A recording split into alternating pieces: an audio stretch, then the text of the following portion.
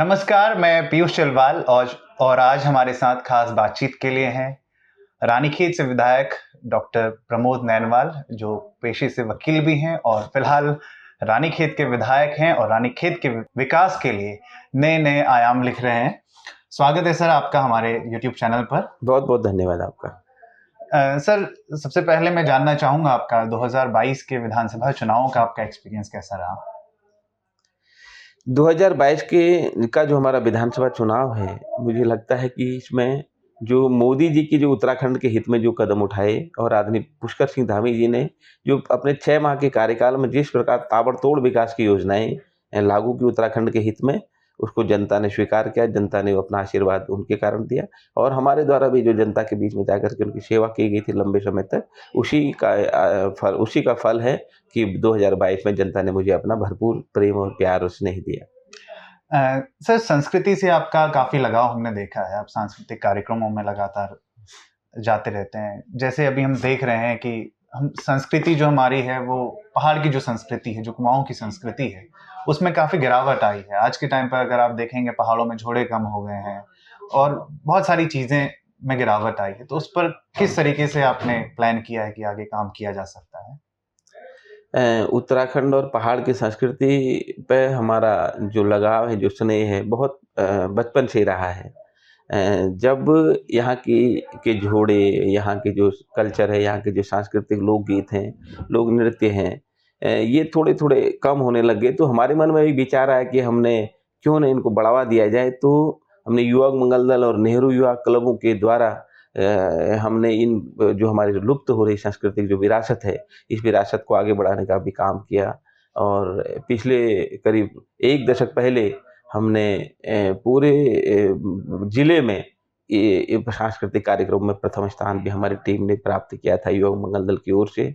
और लगातार हम चाहते हैं कि उत्तराखंड की जो बहुत मजबूत और जो धरोहर है हमारी जो सांस्कृतिक विरासत हमारी, वो विरासत न सिर्फ आगे बढ़नी चाहिए बल्कि उसमें निरंतर विकास उसका होना चाहिए।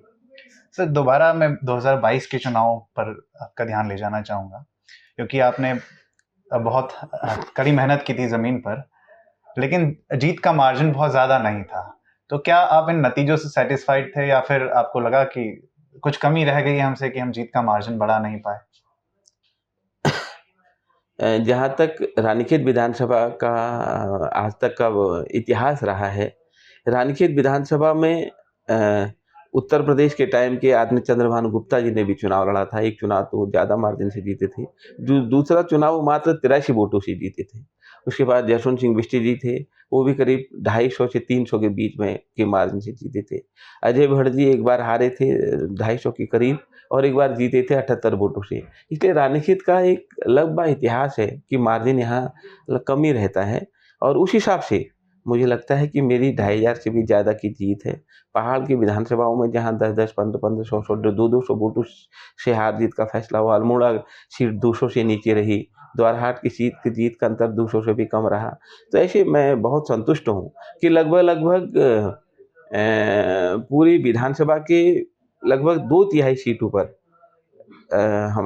हम जीते, 2/3 बूथों को हम जीते हैं और लगभग पूरे 10वें राउंड तक हम कोई भी राउंड नहीं हारे थे। कोई भी राउंड नहीं। तो इसलिए मार्जिन आपकी ओर से आपके सोच की तरह हो सकती है कि कम रहा, लेकिन मुझे लगता है कि बहुत शानदार जीत रही और इस परिस्थिति में भी जीत रही कि सामने वाले कौन थे। आदरणीय हरीश राव जी का गृह क्षेत्र है, उनका गाँव उसी बूथ पर है। कांग्रेस के वर्तमान प्रदेश अध्यक्ष हैं, उनके पिताजी, उनके उनके बड़े भाई साहब और वो खुद लगातार विधानसभा में विधायक रहे हैं, मंत्री रहे हैं। तो उनके साथ पहली मेरी जो पार्टी की तरफ से जो मैंने चुनाव लड़ा, तो मुझे लगता है कि जनता ने शानदार आशीर्वाद मुझे दिया है और मैं इस जीत को किसी प्रकार कम नहीं समझता हूँ। आपके और करण मेहरा जी के बीच में काफ़ी सारी खबरें आई थी कि खूब मनमुटाव और खूब शब्द वॉर चल रहे थे। आरोप प्रत्यारोपों का बहुत खतरनाक दौर चला जो हम सभी ने देखा और उसको एक जो पॉलिटिकल हीट है उसको एंजॉय भी किया। तो क्या वो संबंध अभी भी वैसी हैं या अब उनमें कुछ नरमी आई है कि हाँ, बोलचाल शुरू हुई है? जब चुनाव चरम पर होता है तो बहुत सी बातें कन्फ्यूजन क्रिएट करने के लिए और अपने चुनावी लाभ के लिए पक्ष विपक्ष करते हैं। लेकिन मुझे आज बड़ी प्रसन्नता होती है आपको बताते हुए कि हमने कभी भी मर्यादा को नहीं लाँघा, जबकि विपक्ष की ओर से उस मर्यादा की सीमा को भी लाँघ करके व्यक्तिगत आरोप प्रत्यारोप लगाए गए। लेकिन हमने कभी भी किसी के व्यक्तिगत और किसी के पारिवारिक जीवन पर कभी अन्यथा कोई आक्षेप लगाया, ना कोई उसमें उसको उसके प्रति कोई किसी प्रकार का मीडिया में कोई बयान दिया। लेकिन चुनाव में चलते रहता है, चुनाव के बाद सब चीज़ें सब सामान्य हैं और क्योंकि लोकतंत्र का तकाज़ा भी है। चुनाव के वक़्त तो थोड़ा-सा रहता है मन में, लेकिन चुनाव के बाद सब ठीक हो जाता है। अच्छा, वो हीट अब खत्म हो गई है, बातचीत होती है? बातचीत का मौका आज तक कभी आमने-सामने आया नहीं, तो बातचीत का मौका ही नहीं आया। बधाई के लिए फ़ोन आया था? अब मुझे ही जाना पड़ेगा कभी बधाई लेने के लिए। अच्छा, आपको उन्होंने फ़ोन नहीं किया बधाई के लिए? कोई बात नहीं, लेकिन चलते रहता अच्छा, है। आपकी नज़र में रानीखेत की सबसे बड़ी समस्या क्या है? रानीखेत जो हमारा अल्मोड़ा जिले का बहुत महत्वपूर्ण विधानसभा हमारी है और अल्मोड़ा जिला वैसे भी पौड़ी और अल्मोड़ा पलायन के लिए नंबर 1 और नंबर 2 के स्थान पर दोनों जिले आते हैं। तो और विशेषकर हमारे जो ब्लॉक है ताड़ीखेत और भिकियासैंण, सबसे ज़्यादा पलायन इन्हीं क्षेत्रों से हुआ है, तो पलायन बहुत बड़ी समस्या है हमारी। तो चूँकि मैं पिछले 1.5 दशक से पलायन रोको, पहाड़ बचाओ, नशा हटाओ आंदोलन से जुड़ा हुआ हूँ, तो मुझे लगता है कि पलायन के मूल कारणों में जाना हमको चाहिए और पलायन ही सबसे बड़ी समस्या भी यहाँ की है। तो पलायन रोकने के लिए क्या हमसे उपाय हो सकते हैं?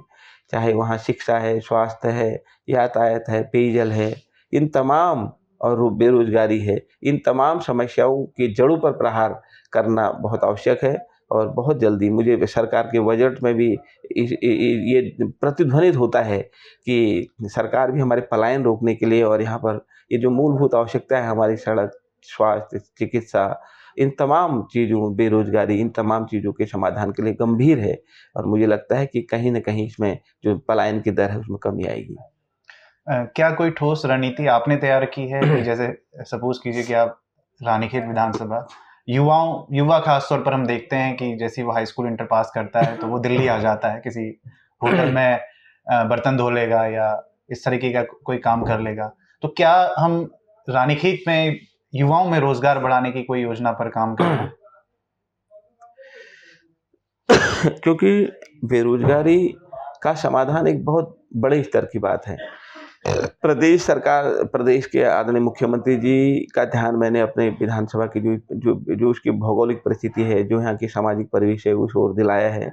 और चूँकि मेरा भी जो छात्र हमारे जो बच्चे हैं, जो युवा हैं, जो अपने दम पर किसी कॉम्पिटिशन को फाइट करना चाहते हैं, हमको कॉम्पिटिशन में किस प्रकार उनकी मदद करें, कोचिंग से लेकर तमाम चीज़ों में इस ओर हमारा ध्यान आकृष्ट हुआ भी है और मैं इस ओर प्रयास भी कर रहा हूँ। अपनी निधि से लेकर के सरकार की जो भी योजनाएँ चल रही हैं, हमारे युवाओं को ज़्यादा से ज़्यादा उसका कैसे फ़ायदा हो। उसके अतिरिक्त भी हमने देखा कि हमारे यहाँ जो छोटे-छोटे रोज़गार हैं, 5,000, 7,000, 8,000, 10,000 की नौकरी के लिए युवा पलायन कर रहा है और सिटकुलों में उनका जिस प्रकार शोषण हो रहा है, जिस प्रकार उत्पीड़न हो रहा है, वो बहुत चिंता की बात है। हमारे यहाँ देहरादून में भी कुछ लोग जो उपनल से चयनित हुए हैं, उनको बिना वजह प्रताड़ित करके उनको नौकरी से निकाल दिया गया। उनकी कोई सुध लेने वाला नहीं है। तो मैं चाहता हूँ कि जो उपनल के कर्मचारी हैं और जो पीआरडी से जिनका चयन हो रहा है, उनके भी परिवार की चिंता की जाए। उनकी जो नौकरी है उसकी भी सुरक्षा का चिंता हमारी सरकार करे और हमको भी करना चाहिए। और इसके अतिरिक्त मैं चाहता हूँ कि जो छोटे-छोटे रोज़गार हैं, जैसे मोटर मैकेनिक का है और जैसे आपका हार्डवेयर के काम करने वाले लोग हैं या जिस प्रकार हमारे सैलून चलाने वाले लोग हैं, ब्यूटी पार्लर का काम है या दर्जी है। इस प्रकार जो तमाम छोटे-छोटे जो काम हैं, जिन पे हमारे उत्तराखंड के युवा ने जिनका मोह भंग हो चुका है और बाहर के लोग आकर के यहाँ पर न सिर्फ आकर के रोज़गार कर रहे हैं, बल्कि यहाँ पर बहुत से लोग उसी रोज़गार की आड़ में अराजकता फैला रहे हैं। यहाँ पर तमाम असामाजिक गतिविधियों में संलिप्त हैं। तो मैं अपने युवाओं से आह्वान करता हूँ कि वो छोटे-छोटे कामों को, क्योंकि काम कोई छोटा नहीं होता है, क्योंकि सामाजिक हमारी परिस्थितियाँ ऐसी हो गई हैं कि उन कामों को हम हेय दृष्टि से देख रहे हैं।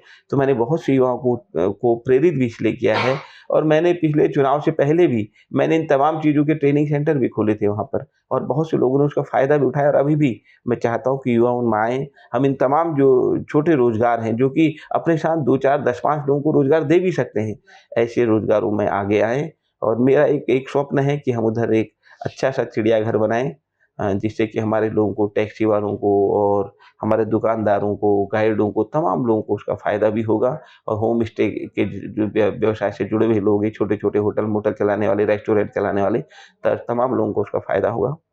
मैंने इस ओर अपनी कार्रवाई आगे भी बढ़ा दी है और उसका आकलन किया जा रहा है।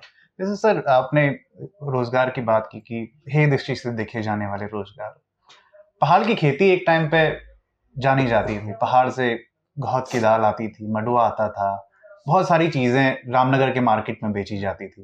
लेकिन आज हम देखते हैं कि वो पूरी तरीके से खेती जो पहाड़ की है वो चौपट हो चुकी है। लोग खेती करना पसंद नहीं कर रहे हैं, कोई खेत में जाना पसंद नहीं कर रहा है। क्या इसको लेकर के भी कोई योजनाएं हैं कि रानीखेत में जो लोग अपनी खेती छोड़ चुके हैं, किसी तरीके से उनको खेती से दोबारा जोड़ा जाए? क्योंकि खेती एक बहुत ही इंपॉर्टेंट फैक्टर है हमारे सर्वाइवल के लिए भी, हमारे खान-पान के लिए भी, क्योंकि सब कुछ हमें खेतों से ही मिलना है। क्या इस तरीके की कोई योजनाएं चल रही हैं? अब इसके 2 पहलू हैं।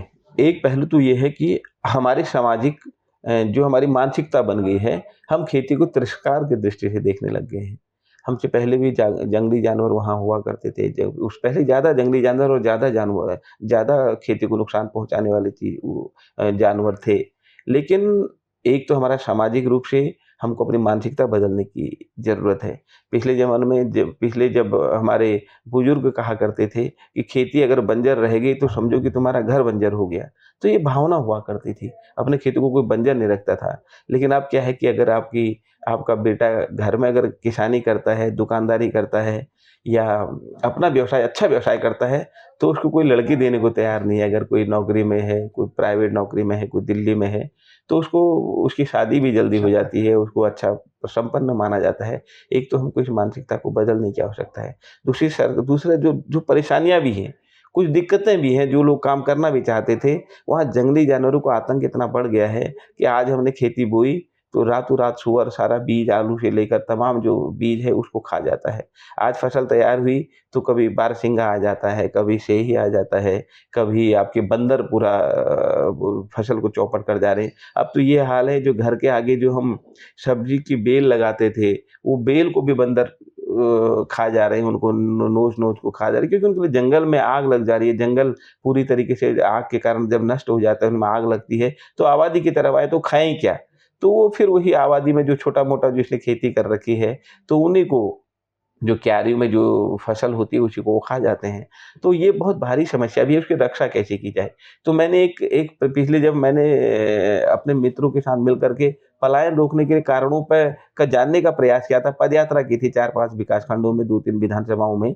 तो मुझे जो बात लगी कि इसमें जो हमारी खेती नष्ट हो रही है, इस खेती को बचाने के लिए जब तक बड़ा प्रयास नहीं किया जाए, एक मास्टर प्लान के तहत कार्य नहीं किया जाए, तब तक इसमें बहुत बड़ी इस समस्या का समाधान नहीं हो सकता है। और मैंने सरकार को सुझाव दिया है कि अनिवार्य चेकबंदी के लिए कुछ प्रयास सरकार करे, कि जब तक हमारी जोत बड़ी नहीं होगी, तब तक हम लोग जो व्यावसायिक खेती है, अच्छी खेती है, जैसे चाय है, जड़ी-बूटियाँ हैं, सगंध पौधों की खेती है, तमाम जो हमको बहुत अच्छा मार्जिन दे सकते हैं, कीवी खेती है या बगीचे हैं या सेब के बगीचे हैं, इस टाइप का हम जब तक 10-20 नाली के चेक बना के लोगों को नहीं देंगे, तब तक उनका न तो उसको देख-रेख कर पाएँगे, न उसमें सिंचाई की व्यवस्था कर पाएँगे, न उसमें तार-बाड़ की व्यवस्था कर पाएँगे।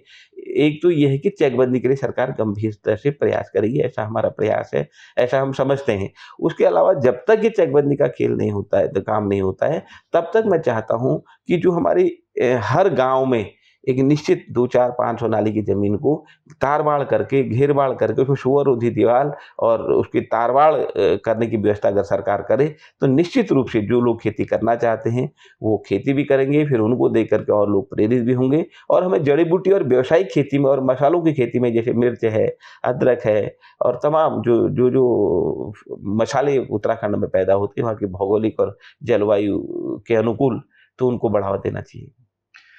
जैसा आपने कहा अभी था कि हमारी एक खूबसूरत विधानसभा है रानीखेत। मेरा निजी लगाव है रानीखेत से, क्योंकि मैं खुद रानीखेत का रहने वाला हूँ। तो रानीखेत जितनी खूबसूरत विधानसभा है, लगातार पलायन हो रहा है। और लेकिन इसी पलायन के बीच हम ये भी देखते हैं कि बाहर से लोग वहाँ आकर के बस रहे हैं। लगातार होटलों में होटलों के लिए ज़मीन खरीदी जा रही है। और फिर हम वही देखते हैं कि जब वो होटल खरीदते हैं, तो होटल खरीदने के बाद स्थानीय लोगों के लिए जो उनका व्यवहार होता है, वो बहुत बेकार होता है। हमने कई जगह ऐसी खबरें भी बीच में मीडिया में सुनी थी। तो इस पर आपका क्या स्टैंड है? नहीं, हमारी सरकार हमारे उत्तराखंड के लोगों को उनकी ज़मीन का जो उनका जो हक है, उसको देने के लिए बहुत गंभीर भी है। और मुझे इस बात की वास्तव में बड़ी चिंता भी होती है कि अ, जो हमारी ज़मीनें जो बिक रही हैं, बड़ी बड़ी भारी मात्रा में बिक रही हैं। तो कहीं न कहीं जिस ज़मीन को हमारे पीढ़ी दर पीढ़ी बाप-दादाओं ने और पुरखों ने बचा के रखा, सहेज के रखा, आज हम उसको एक झटके में कहीं-कहीं तो 10,000 ₹5,000 रुपए नाली, कहीं-कहीं तो ज़मीनों की ये हालत है कि एक बोतल शराब में ज़मीन की रजिस्ट्री ग्रामीण अपने नाम पे करा दे रहा है, जो दलाल हैं। तो उस ज़मीन की रक्षा होनी चाहिए। और मैं माननीय मुख्यमंत्री से मैं अनुरोध भी करूँगा, मैंने किया भी है कि यहाँ पर एक भू कानून की बहुत सख्त आवश्यकता है। कि भू कानून को बेचने पर कुछ कुछ प्रतिबंधों के साथ बेची जाए और हमारे जो आने वाली पीढ़ी है, उसके लिए इस ज़मीन को बचाने का सरकार को प्रयास करना चाहिए। और क्यों ना हम सामूहिक रूप से मंगल दलों को, युवक मंगल दलों को, इन होटलों को और बना करके इनको चलाने के लिए उनको दें, क्योंकि हमारे जो युवा हैं अधिकांश हमारे उत्तराखंड के जो नौकरी करते हैं, विशेषकर हमारी विधानसभा के, वो होटल और रेस्टोरेंटों में हैं। और उनको बहुत अच्छा अनुभव भी है, वो खुद ही उसको चला सकते हैं। उनको ये अवसर देना चाहिए कि छोटे-छोटे रेस्टोरेंट, छोटे-छोटे ढाबे खोलने में उनकी मदद करनी चाहिए और उनको उनके लिए रोज़गार यहीं उत्तराखंड में पर्यटक स्थलों पर खोलने की व्यवस्था होनी चाहिए। इस बीच सर आप देख रहे हैं कि युवा लगातार अग्निपथ योजना जो केंद्र सरकार की योजना है, उसको लेकर के पुरजोर तरीके से विरोध कर रहे हैं। जगह-जगह हिंसा भी हो रही है और लोकतंत्र में इस तरीके की घटनाएँ होना कि आंदोलनों का हिंसक हो जाना, ये ठीक नहीं है। और सरकार के लिए भी ये ठीक नहीं है कि वो जनता की बात को ना सुने। क्योंकि युवाओं को लग रहा है कि उनकी बात नहीं सुनी जा रही है, इसलिए वो हिंसा का रुख अख्तियार कर रहे हैं। तो इस पर आपका क्या स्टैंड जहाँ तक अग्निपथ की बात है, मैं समझता हूँ कि लगभग 200 सालों से हमारी सेना की वर्तमान व्यवस्था चली आ रही है। ब्रिटिश पीरियड से जो हमारी सेना की का ढाँचा बनाया गया था, तो 200 वर्षों के ढाँचे के बाद समय के अनुसार कहीं न कहीं सुधार की आवश्यकता होती है। तो सरकार ने तमाम सेना के बड़े अफ़सरों से और जो इसके विशेषज्ञ थे इस ओर, उनसे विचार-विमर्श करके केंद्र सरकार ने एक विचार लाए और उस विचार को एक जनता के बीच में रखने का प्रयास किया है। तो इसमें नाराज़ी तो तब होनी चाहिए जब उसके रिज़ल्ट आपको लगे कि बुरे हैं, उसके रिज़ल्ट नकारात्मक आ रहे हैं। ऐसा मुझे लगता नहीं है कि उसके रिज़ल्ट नकारात्मक हैं। तो लोगों में कुछ लोग, मुझे लगता है कि कुछ जो विपक्षी लोग हैं, जो लगातार हार से हताशा में हैं, जो लगातार निराश हैं कि अब वोट के माध्यम से वो यहाँ पर भारतीय जनता पार्टी को नहीं हरा सकते, तो इस प्रकार की योजनाओं का विरोध कर रहे हैं कि उसमें मुझे कहीं से कहीं तक भी युवाओं के भविष्य पर कोई प्रतिकूल असर पड़ने की संभावना इसलिए नहीं लगती है कि आपको छोटी उम्र में आपको कमीशन मिल जाएगा। साथ ही साथ आप अगर इंटरमीडिएट हैं, तो आपको ग्रेजुएशन की डिग्री का भी वहाँ पर आपको प्राविधान है और उसके बाद आप 25% का सेना में निश्चित रूप से जो अच्छे होंगे, फिट होंगे, जो चाहेंगे, उनका 25% सेना में उनको स्थायी कमीशन भी मिलेगा, स्थायी उनको रोज़गार भी मिलेगा, नौकरी भी मिलेगी और बाकी जो 75% है, उनको अच्छा खासा धनराशि अपने स्वरोज़गार के लिए भी मिलेगा। और उसके अतिरिक्त जो अर्धसैनिक बल में चाहे बीएसएफ है, एसएसबी है और सीआरएफ है, इन तमाम जो पुलिस है राज्य की, इन तमाम जो हमारी जो सेवाएँ हैं, इन सेवाओं में आपको अवसर मिल रहा है, तो अधिकांश फिर उसमें उनको नौकरी मिलने की पूरी संभावना है। इसलिए समझना चाहिए, युवाओं को विचार करना चाहिए और सरकार ने भी 21 की उम्र को 23 कर दिया है। इसलिए किया कि जो जनभावनाएँ हैं, जो युवाओं की भावनाएँ हैं, उसका भी सम्मान किया जाएगा, इसलिए उन्होंने ऐसा किया है। और मुझे लगता है अभी और जो अगर कोई व्यावहारिक कमियाँ इसमें होंगी, तो हमारे केंद्र की सरकार उसमें भी थोड़ा बहुत परिवर्तन करेगी और युवाओं के लिए ये बहुत, मैं तो कहूँ, क्रांतिकारी परिवर्तन होगा। और अगर हम लकीर के फ़कीर बने रहेंगे और लंबे समय से जो व्यवस्था चली आ रही है उसमें थोड़ा बहुत परिवर्तन अगर नहीं करेंगे, तो हम पूरे विश्व की सेनाओं के साथ कदम-ताल करके नहीं चल सकते हैं। जिस प्रकार आज हमारी अंतर्राष्ट्रीय सीमाएँ आज हमारे पड़ोसियों के अतिक्रमणकारी व्यवहार के कारण आज उनको एक चैलेंज है, एक चुनौती है। उस चुनौती का सामना हम अपने युवा सैनिकों के दम पर कर सकते हैं और देश में इसमें युवा सैनिकों की ज़्यादा आवश्यकता है, युवाओं की ज़्यादा आवश्यकता है। इसलिए युवाओं को समझ करके इस योजना का समर्थन करना चाहिए। बहुत-बहुत धन्यवाद सर। आपने इतना कीमती वक़्त हमें दिया और हमारे चैनल पर आपने अपनी बात रखी।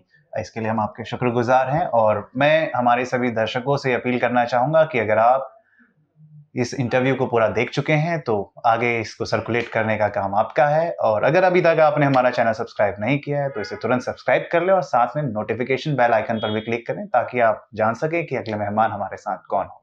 धन्यवाद।